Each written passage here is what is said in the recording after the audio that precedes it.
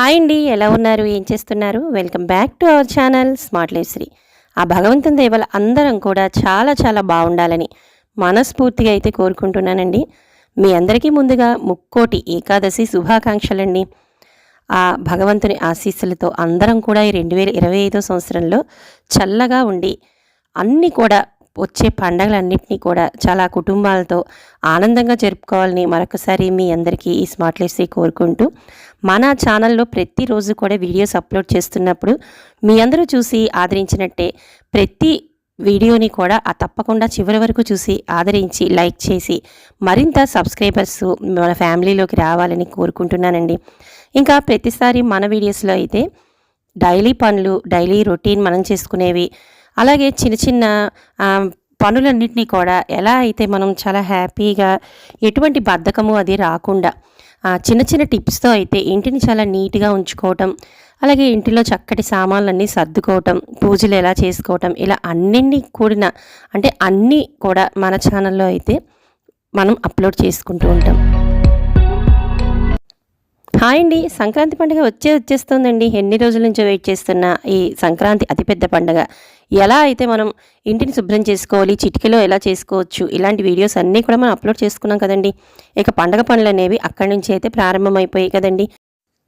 ఇంకా మనకి ఎక్కువగా పండగ పనుల్లో రాగి, ఇత్తడి వస్తువులు ఎక్కువగా వాడే దేవుడి పూజా సామాగ్రి కానీ, దేవుడి విగ్రహాలు కానీ, ఇవన్నీ కూడా ఎన్నిసార్లు మనం శుభ్రం చేసుకున్నా నల్లబడిపోతూ ఉంటాయి. వీటికి సంబంధించిన వీడియోస్ అన్నిటినీ కూడా నేను చాలా వరకు అప్లోడ్ అయితే చేశాను. బట్ ఈ సంక్రాంతికి నేను చేసుకున్న ఈ క్లీనింగ్ విధానాన్ని ఒకసారి మీతో అయితే షేర్ చేసేస్తున్నాను. నేను ఎక్కువగా బాగా రుద్ది మాత్రం చేయలేదండి. మనం ఒక్కసారి ఇలా జస్ట్ మనం క్లీనింగ్ అనేది ఎంత ఈజీగా చేసుకోవచ్చు అనేది, అంటే మనం ప్రతి వీడియోలోనూ ఎక్కువగా ఈజీగా మనం ఎలా అయితే పనులు చేసుకోవచ్చు అనేవి ఎక్కువగా అప్లోడ్ చేసుకుంటున్నట్టే ఈరోజు దేవుడి విగ్రహాలు అనేవి, అలాగే దేవుడికి ఉపయోగించే వస్తువులు అన్నిటినీ కూడా నేను ఎలా శుభ్రం చేసుకుంటున్నాను అనేది ఒకసారి అయితే మీతో అయితే షేర్ చేసేస్తున్నాను. సో చివరి వరకు మాత్రం స్కిప్ చేయకుండా అయితే మన వీడియోని అయితే చూసేయండి, అలాగే లైక్ చేయండి. కొత్త వాళ్ళు అయితే సబ్స్క్రైబ్ చేసుకోవడం అస్సలు మర్చిపోకండి. ఇదిగోండి మా దేవుడి పూజా విగ్రహాలు కానీ, మా ఇంట్లో ఉపయోగించే దేవుడికి సంబంధించిన ఏ వస్తువులన్నింటినీ కూడా నేను అప్పుడప్పుడు నా దీపారాధన ఇలాంటి సంబంధించిన అన్నీ కూడా నేను చూపిస్తున్నప్పుడు మీ అందరికీ కూడా ఎక్కువగా చూస్తూనే ఉంటారు. కొద్దిపాటిగా నాకు విగ్రహాలు అనేవి, అలాగే దేవుడు ఉపయోగించే సామాన్లు కూడా ఎక్కువేనండి. ఇంకా మా ఇంట్లో ఇలాగా మార్బుల్కి సంబంధించినది ఇవి కూడా వేసేసుకున్నాం కదండి. ఇంకా అందుకని క్లీనింగ్ విషయంలో అయితే నాకు చాలా వరకు కూడా హ్యాపీగా అయితే అనిపిస్తుందండి. ఇక మా ఇంటి ఆంజనేయ స్వామి కూడా మీకు ఎప్పుడూ తెలిసిందే కదా. ఇలా నేను శుభ్రం చేసుకునే విషయంలో అయితే మొట్టమొదటిగా అయితే ఒక గిన్నె వాటర్ని అయితే తీసుకుంటానండి. ఎందుకంటే ఇవి పటాలను శుభ్రం చేయడం కోసం అయితే నార్మల్ వాటర్ని అయితే యూజ్ చేయను. ఇక వాటర్ని అయితే తీసుకుని మనకి రోజ్ వాటర్ అనేది ప్రత్యేకించి ఒక డబ్బా అనేది నేను దేవుడి గదిలో ఎప్పుడు పెట్టేసుకుంటానండి.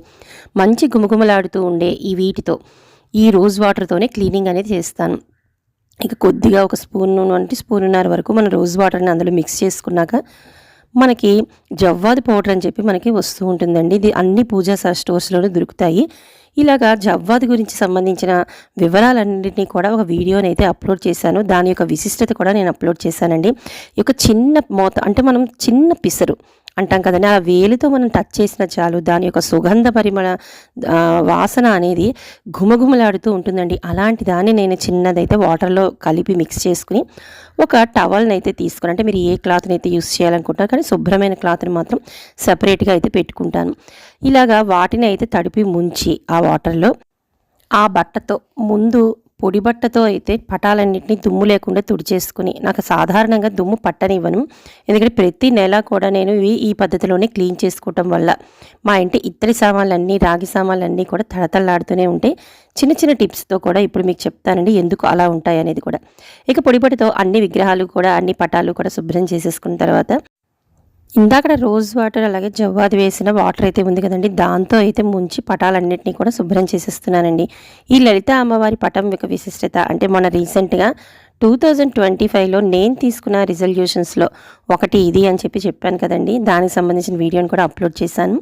సో ఇదిగోండి మా ఇంటి వెంకటేశ్వర స్వామి విగ్రహం, అయితే ఇలా ఉంది. వీటన్నిటిని కూడా తడపనండి. వీటన్నిటిని కూడా ఎక్కడ కూడా మట్టి అనేది లేకుండా ముందు పొడిపట్టితో అయితే తుడిచేసుకుంటాను.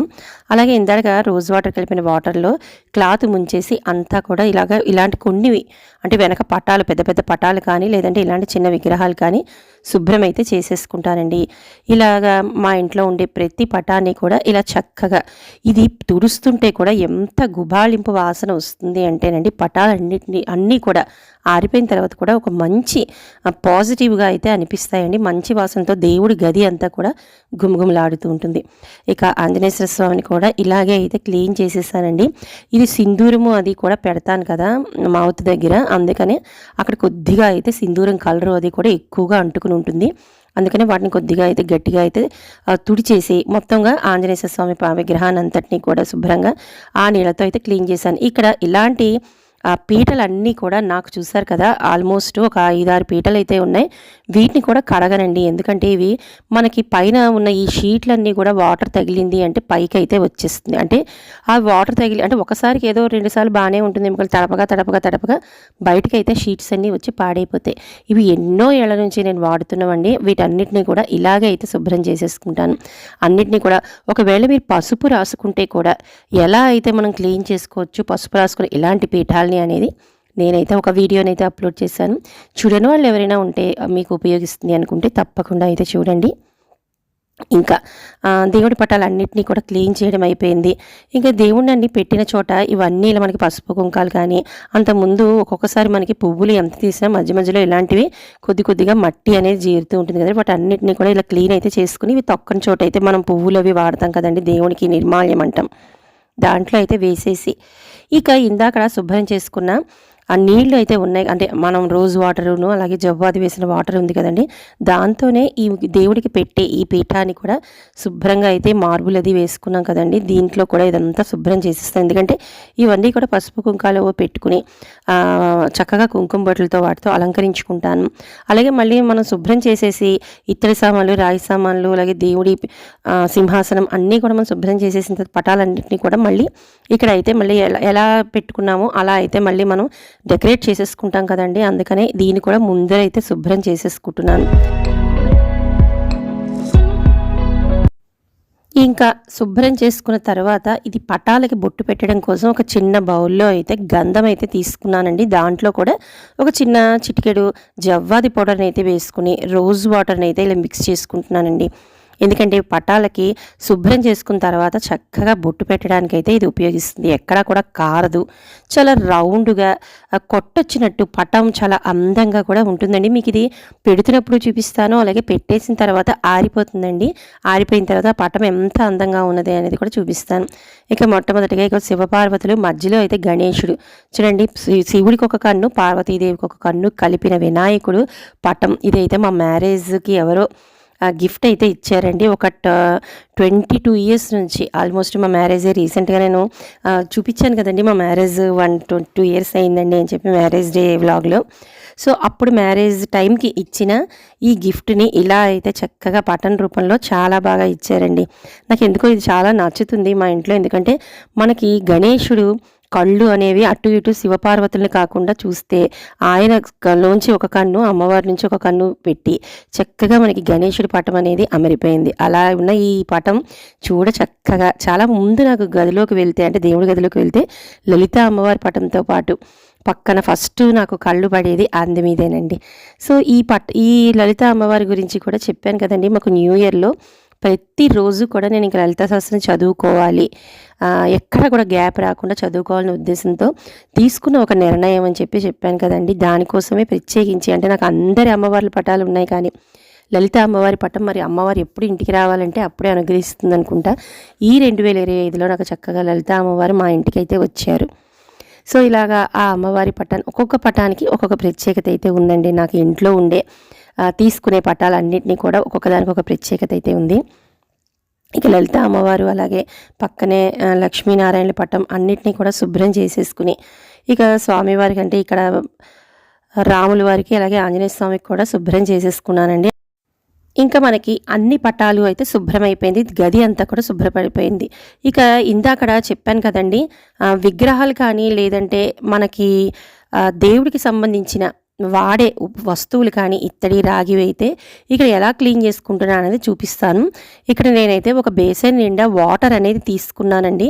మీరు హాట్ వాటర్ అంటే మరీ వేడిది కాదు, కొద్దిగా గోరువెచ్చటిదైనా తీసుకోవచ్చు. ఎందుకు నేను ఇక్కడ తీసుకోలేదు, నార్మల్దే తీసుకున్నానంటే కిచెన్ అనేది కొద్దిగా క్లీన్ చేయలేదండి. ఆ స్టవ్ మీద నాకు మళ్ళీ ఈ దేవుడికి సంబంధించిన వాటర్ అనేది పెట్టడం ఇష్టం లేదు, అందుకనే నార్మల్ వాటర్ అయితే తీసేసుకున్నాను. మీరు నార్మల్గా కొద్దిగా గోరువెచ్చటి నీళ్ళు అయితే తీసుకోండి. తీసుకుంటే చాలా ఇంకా ఇప్పుడు నేను చూపిస్తున్న దానికంటే చాలా ఈజీగా అయితే శుభ్రపడిపోతాయి.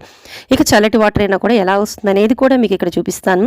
దాంట్లోనే ఆ గోరువెచ్చటి వాటర్లో మీరు కొద్దిగా 1.5 నుండి 2 స్పూన్ల నిమ్మ ఉప్పు అనేది తీసుకుని దాంట్లోనే నేను రాళ్ళు ఉప్పు అంటాం కదండి, కల్లుప్పు, అది కూడా వేసుకున్నానండి. దాంట్లోనే ఒక నిమ్మకాయనైతే కట్ చేసి పిండుకున్నాను. ఇక దాంట్లో కొద్దిగా చింతపండునైతే వేసుకున్నాను, కానీ చింతపండు అనేది మనకి ఆప్షన్ అండి, ఎందుకంటే ఆల్రెడీ మనకి నిమ్మ ఉప్పు ఉంది కాబట్టి క్లీన్ అయిపోతుంది. ఇంకా కొద్దిగా అయితే ఎవరికైనా కావాలి అనుకుంటే మాత్రం కొద్దిగా చింతపండునైతే వేసుకుని ఒక 5 నిమిషాల పాటు మీరు ఇలా ఇత్తడికి సంబంధించిన కానీ రాగికి సంబంధించిన కానీ అందరూ వేసేయండి. మీకు ఆల్రెడీ నేను ఒక్కసారి వీడియోలో చూపించాను కదండి. మనం ఇలా వేసుకోగానే ఒక 2 నిమిషాలకి మనకి మార్పు అనేది, అంటే మనకి ఆ డిఫరెన్స్ అనేది తెలిసిపోతుందండి.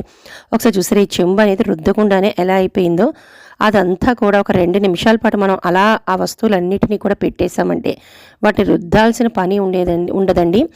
ఇక ఈ రాగి వస్తువులకైతే ప్రత్యేకించి ఇత్తడి వస్తువులకి ఈ లిక్విడ్ అయితే చాలా బాగా పనిచేస్తుందండి.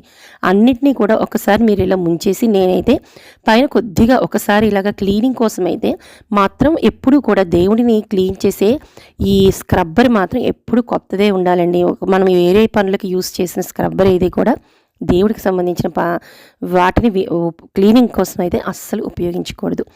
ఇక నార్మల్గా మనం ఎలా అయితే పైన క్లీన్ చేసుకుంటామో అలా ఒక్కసారి మాత్రం నేను సబీనాతో అయితే క్లీన్ చేసేస్తున్నానండి. ఎందుకంటే ఒకసారి మనం ఫినిషింగ్ అంటే పైన మనం ఒకసారైనా మనం శుభ్రం చేసుకోకపోతే మనకి ఏదోలా అనిపిస్తుంది. అంటే ఊరికే ముంచి తీసేస్తే దేవుడి వస్తువులు అనేవి మనకి ఒక రకంగా తోముకున్నాము అన్న ఫీలింగ్ రాదని వాళ్ళు ఎవరైనా ఉంటే మాత్రం అందులో నేనైతే ఫస్ట్ ఉంటానండి. ఎంత నాకు ఇలా శుభ్రంగా తెల్లగా వచ్చినా ఒకసారైనా ఆ స్క్రబ్బర్ తీసుకుని దేవుడికి సంబంధించిన విగ్రహాలన్నిటినీ కానీ లేదంటే ఇలాగా ఉపయోగించే వస్తువులన్నిటిని ఒకసారి ఇలా స్క్రబ్ చేయడం అలవాటండి. అందుకని ఒక్కసారి పైన మరీ రుద్దేయాల్సిన అవసరం లేదు. అలా ఆ వస్తువులు అయిపోయిన తర్వాత నా దగ్గర ఉన్న ఇత్తడి సింహాసనాన్ని మీకు చాలాసార్లు నా పూజల్లో కూడా చూపించాను. గోమాత విగ్రహం కూడా కొద్దిగా పెద్దదే అయితే ఉందండి నా దగ్గర. అలాగే హారతి ఇచ్చుకునేది, మనకి ఏకహారతి కానీ లేదంటే ఇలాగ ధూపం వేసుకునే స్టాండ్ కానీ, ఇలా మనం ఎప్పుడైనా కలసాలు పెట్టుకునే రాగి చెంబులు కానీ ఏదైనా కానివ్వండి, మీకు ఇది కాదు అది కాదు, చిన్న వస్తువు నుండి పెద్ద వస్తువు ప్రతిదీ కూడా ఇప్పుడు మీకు చూపిస్తున్నట్లే ఇవైతే ఏది ఇంకా రుద్దలేదు కదండి, సబీనా పెట్టి జస్ట్ వాటర్లో మాత్రం వేశాను. వాటికే ఆల్మోస్ట్ ఇవి క్లీన్ అయిపోయి అయితే మనకి వచ్చేస్తాయండి. ఇదిగోండి గంట చూసారా, చాలాసేపు నేను అందులో ఉండిపోవడం వల్ల ఇంకా తెల్లగా, అంటే చాలా బంగారం ఏమో మెరిపి ఉందేమో అన్నంత చాలా నీట్గా అయితే వచ్చేసింది. మీరు ఈ రుద్దాల్సిన పని కూడా లేదు అనుకుంటే మాత్రం అందులోనే ఒక పావు గంట సేపు అలా ఉంచేశారంటే వస్తువులు ఇక ఈ సబీనాతో కూడా రుద్దక్కర్లేదు అనుకునే వాళ్ళైతే రుద్దాల్సిన అవసరం లేదు. యాజిటీస్గా వాటర్లో మళ్ళీ క్లీన్ చేసేసుకుని వాటిని మీరు ఉపయోగించేసుకోవచ్చు. ఇక్కడ నేను ఒక్కసారి మాత్రం సబీనాతో అయితే అన్నిటినీ కూడా ఒకసారి ఇలా పైన అయితే రుద్దేసి తిరిగి మళ్ళీ ఆ నీళ్ళని పారబోసి మంచినీళ్ళని అయితే తీసుకున్నానండి. ఇక వాటిలో అయితే ఒక్కసారి మీకు ఇవన్నీ కూడా క్లీన్ చేసేసి చూపిస్తాను. ప్రతి ఇత్తడి గిన్నె అవ్వనండి, వస్తువు అవ్వనండి, ఏదైనా కూడా తల బంగారమా అన్నట్టు మెరిసిపోతాయండి. కాకపోతే ఇక్కడ మనం చేయాల్సింది ఏంటి అంటే ఇలా నేను ఒక టవల్ని అయితే వేసేసుకున్నాను, ఒక కాటన్ టవల్ని వేసి దాని మీద అయితే ఇవన్నీ బోర్లించేసాను.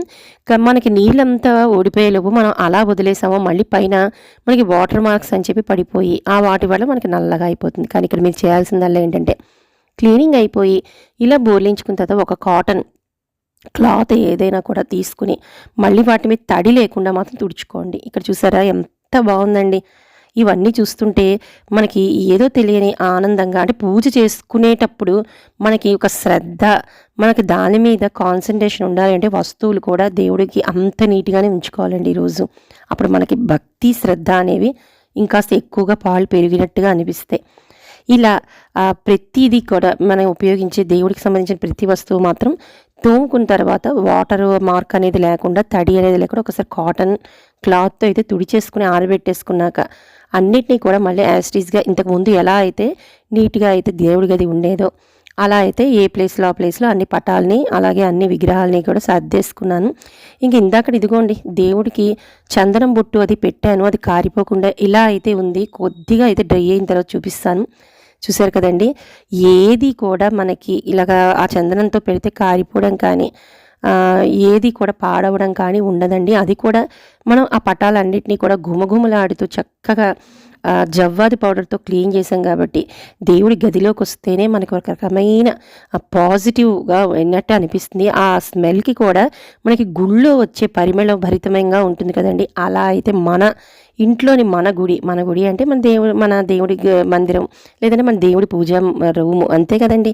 అది కూడా చక్కటి పాజిటివ్గా మనకి లాగుతూ మనని అక్కడ అట్రాక్ట్ చేసి మనని కూర్చోపెట్టి భక్తి పారవస్యంతో ఆ అమ్మవారి స్తోత్రాలు కానీ స్వామివారికి ఏదైనా అష్టోత్తరం కానీ పూజ చేసుకోవాలి అనే ఫీలింగ్ని మనకి కల్పిస్తుందండి. ఇలాంటి చిన్న చిన్న టిప్స్ని ఉపయోగించి మనం దేవుడి దగ్గర సామాన్లన్నింటినీ కూడా క్లీన్ చేసుకుని కళ్ళకు కట్టినట్టు అందంగా అలాగాని అమర్చుకున్నామంటే పూజలు అన్నీ కూడా చాలా శ్రద్ధగా భక్తిగా అయితే చేసుకోవచ్చు. ఇదిగోండి ఇంకా ఆల్మోస్ట్ అన్నిటినీ కూడా శుభ్రం చేసేసుకున్నాను, దీపారాధన చేసేసుకున్నాను. ఇందాకడ ఈ కలసాల చెంబు చూపించాను కదండి, ఇదిగోండి తళ మెరిసిపోతుంది.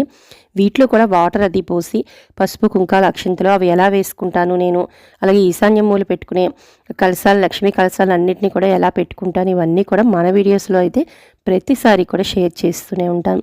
ఇక ఆంజనేయ స్వామి మీద వేసే దండలు కానీ ఆయనకి వేసే కండువా కానీ అన్నిటినీ కూడా క్లీన్ చేసి ఆరబెట్టేశాను.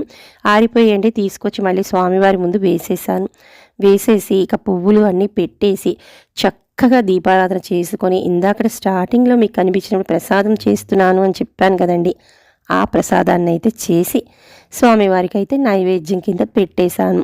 అలాగే ఇంట్లో చక్కటి పువ్వులన్నీ ఉన్నాయి. అన్ని పువ్వులు కూడా స్వామివారి ముందు, పటాల ముందు, అమ్మవారి ముందు ప్రతిరోజు లలితా సహస్రం చదువుకుంటున్నాను కాబట్టి నాకు చక్కగా కుంకుమ పూజ అన్నీ కూడా అయిపోతున్నాయి. ఇలా అయితే ఒక గ్లాసు వాటర్ అనేది పెట్టి ఇలాగ ప్రసాదం అనేది చేసి స్వామి అమ్మవార్లకు నైవేద్యం అయితే పెట్టేశాను. సో వచ్చే సంక్రాంతి పండుగకి ఎక్కువగా సామాన్లు ఉన్నాయి, ఇత్తడి సామాన్లు ఉన్నాయి, ఎలాగా ఏంటి అని ఏ బాధ పడక్కర్లేదండి. పెద్ద పెద్ద అటకమే సామాన్లు ఇత్తడివి కూడా తీసుకుని హ్యాపీగా సంవత్సరానికి ఒకసారైనా అందరూ చేసుకుంటూ ఉంటారు కాబట్టి ఇలాంటి ఈ పద్ధతిలో చిన్న టిప్పును ఉపయోగించి చక్కగా పండగలన్నిటికీ ఇలా అయితే రెడీ అయిపోండి. మీకు ఈ వీడియోలో ఏదో ఒక పాయింట్ నచ్చిందని అనుకుంటున్నాను. నచ్చితే మాత్రం తప్పకుండా లైక్ చేసి సబ్స్క్రైబర్లు కొత్త వాళ్ళు అయితే సబ్స్క్రైబ్ చేసుకుని పక్కనే ఉన్న బెల్ ఐకాన్ని క్లిక్ చేసేయండి. బాయ్ మరి.